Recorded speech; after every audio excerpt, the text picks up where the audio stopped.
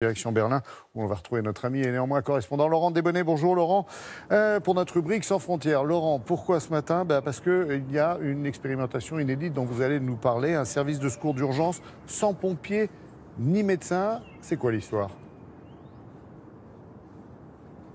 Eh bien, c'est peut-être une solution face aux déserts médicaux qu'on connaît en France, mais il y en a aussi en Allemagne, une solution également face aux urgences surchargées dans les hôpitaux, même si vous allez le voir, ce n'est pas forcément très rassurant. Alors imaginez, vous êtes blessé, vous vous sentez très mal, vous appelez les secours en urgence et on ne vous envoie ni les pompiers, ni des médecins, mais des gens formés au premier secours, des infirmiers ou encore des ambulanciers. L'idée, c'est de traiter plus vite, plus efficacement ces petites urgences avec plus de personnel mobilisable, mais donc, vous l'avez compris, sans forcément avoir l'avis d'un médecin. Pour l'instant, c'est une expérimentation menée depuis un mois à Oldenburg, dans le nord de l'Allemagne. Si ça fonctionne, ce sera bien sûr étendu à d'autres villes. Alors, est-ce vraiment une bonne idée? Voici ce sujet réalisé avec Anne-Claire Poignard, Prise Boussoir et Mathilde Schnee. Les pompiers j'écoute, où se trouve la personne? Un appel vient de parvenir au centre de secours. C'est un homme qui s'inquiète pour sa femme prise de vertige.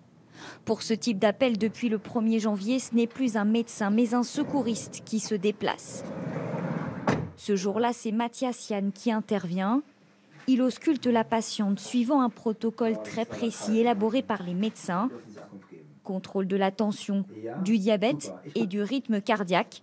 En cas de doute, il peut demander l'avis d'un médecin.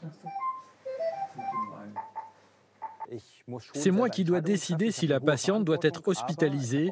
C'est beaucoup de responsabilités, mais je peux m'appuyer sur un réseau. Par exemple, je peux contacter les médecins des urgences en ligne directe. Pour cette fois-ci, pas besoin d'hospitalisation. Des secouristes, infirmiers spécialisés pour soulager les médecins. L'expérience a été lancée dans cette commune il y a un mois. Ils gèrent les urgences les moins graves. Elles représentent la majorité des interventions. Sur une vingtaine d'urgences, en moyenne, j'ai 3 urgences importantes pour lesquelles il faut que j'appelle l'ambulance. Pour le reste, je peux m'en occuper.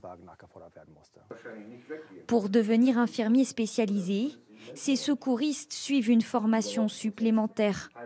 Après avoir longtemps été cantonnés au transport de patients, beaucoup ont le sentiment que leur mission retrouve du sens.